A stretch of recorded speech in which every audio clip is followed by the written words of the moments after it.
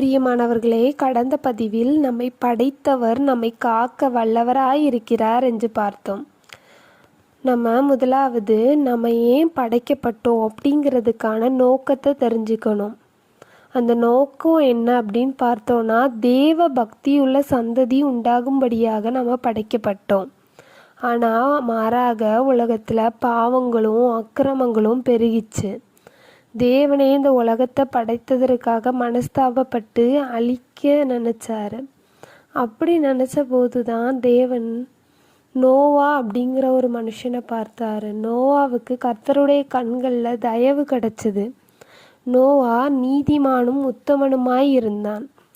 நோவாவுக்கு ஏன் தயவு கிடைச்சது அப்படி பார்த்தோன்னா, நோவா கர்த்தர் சொன்னதுக்கெல்லாம் கீழ்ப்படிந்து அப்படியே நடந்தான்.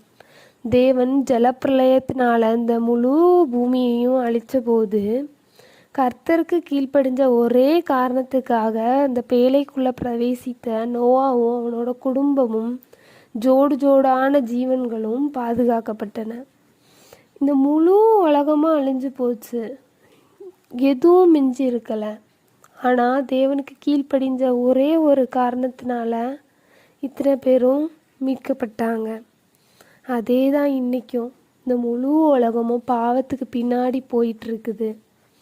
உங்களுக்கு அந்த பாவத்தில் இருந்தும் இருக்கிற எல்லா பிரச்சனைகளிலிருந்தும் மீட்பு வேணும்னா அதுக்கு ஒரே ஒரு தீர்வு தான், கர்த்தருக்கு கீழ்ப்படியணும். கர்த்தருக்கு கீழ்ப்படுகிறவர்களுக்கு ஒரு சேதமும் ஏற்படலை. நீங்கள் உங்களை காப்பாற்றி கொள்ளணும் அப்படின்னு நினச்சிங்க அப்படின்னா என்ன பண்ணணும், எப்படி காப்பாற்றப்படணும், எப்படி நீதிமானாக முடியும் அப்படிங்கிறத அடுத்த பதிவில் பார்க்கலாம்.